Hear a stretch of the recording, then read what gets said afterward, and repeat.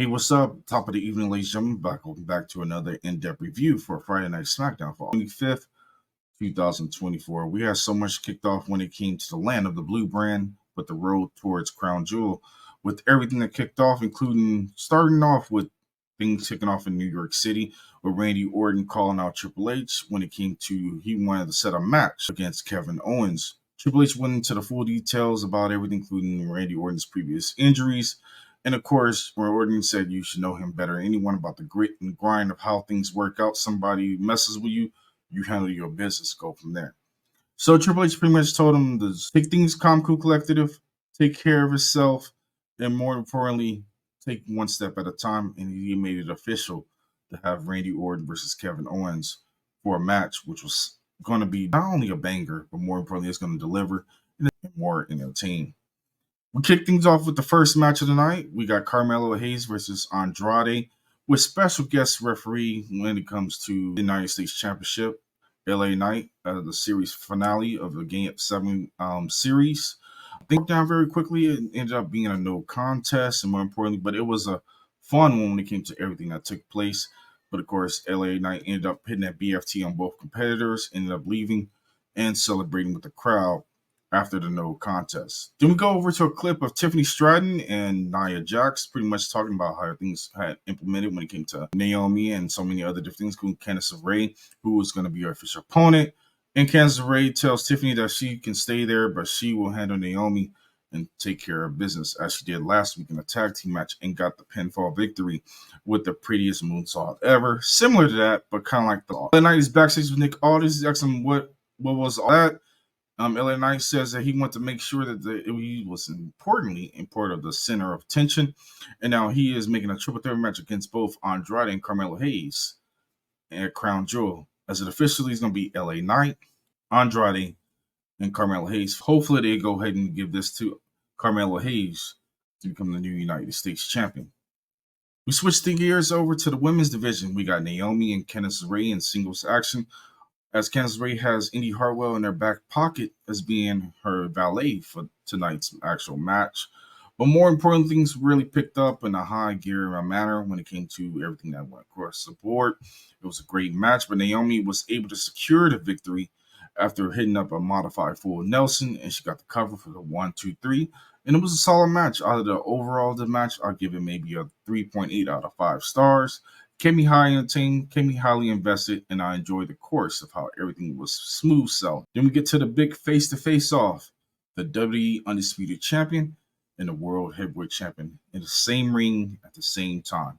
We end up having the American Nightmare, Cody Rhodes, and the Ring General, Gunther, having a carry conversation, a brief face-to-face off as we get ready for the next following week coming up. When it comes to this video, probably dropping on the weekend or probably the next following week. We got Crown Jewel on that following Saturday, as we have Cody Rhodes go to battle to crown the new winner of takes all, being the true Crown Jewel champion, which is kind of odd, but I'd rather just have one world title champion and be able to go on both shows. But they still want to keep it separate, which is kind of all right for my own, but we'll still see how things go into gear. Both competitors were solid. Cody Rhodes pretty much sold his piece. Gunther kind of known for what it was, kind of grabs at him, and things really just set the tone for how things were going to take place through the course of everything. And of course, Gunther and Cody Rhodes get into a brawl out after everything broke down. Luigi Kaiser comes in, things break down, but of course, Cody ended up standing tall after everything broke down. As Randy Orton ran down to the ring, both men slid out as the heels were beat down too. And it's set up for next following week for Friday Night Smackdown for a tag team match of Randy Orton and Cody Rhodes taking on no other than Gunther and Luigi Kaiser in tag team action. And a high profile match, which I truly think it will truly deliver. Then we switch to a clip of the Bloodline costing Jey Uso the Intercontinental Championship after being involved and having Braun Breaker become the new Intercontinental Champion after their involvement. This following event backstage, we had Ava, we had Nick Aldis, and we had Adam Pearce. They talked to Targio. Bianca Belair left them a day away for the tag team champions for the women's division. Their opponents was going to be Damage Control's members of Io Sky and Kairi Sane, as well as other opponents, Last Legend and Jakara Jackson, and the big one, Chelsea Green and Piper Niven. But I think that's going to be a big banger. I look forward to seeing how that actual tag team match comes to unfold and keep us highly entertained. But as we know, it's going to be a good one when it comes to the women's division. But I expect to probably have some new champions. Not that new Fatal 4-Way, but we shall see how things set the tone up for the women's division as Triple H finally is getting things on board when it comes to the women's division. Still a little bit lackluster, but it can do a better job. Then we get to the big tag team match, Motor City Machine Guns taking on DI. What more can you guys this match? It was one of the big candidates in the tag team division. This match was a big banger, transition moves all over the place. I enjoyed everything about this match, and it kept me highly entertained. A lot of back and forth, great tag team transitions, couple commercial breaks in between, couple super kicks from the Motor City Machine Guns, but they did their thing when they were able to hit their finishing move and secure the victory with the skull and bones on Johnny Gargano and pick up the pinfall. As they celebrated, we ended up having the Bloodline coming out to pick things up after the Motor City Machine Guns got underway. We got the OTC chant through the course of how things were transpiring. Solo comes out and introduces themselves, and of course, makes a dig at TNA wrestling. More importantly, things really picked up where the Motor City Machine Guns were looking to challenge for the tag team titles right then and right there, as we end up having the Bloodline versus the Motor City Machine Guns. We got into the match as it officially set the tone for us being the main event.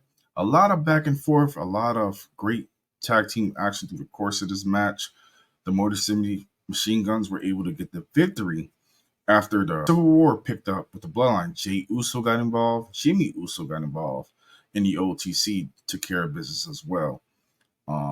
Then, of course, they were able to hit the Skull and Bones and secure the victory on Tama Loga to pick up the 1, 2, 3 to become the new tag team champions. The biggest picture is when we end up having Jey Uso and Jimmy Uso staring at each other, being so serious.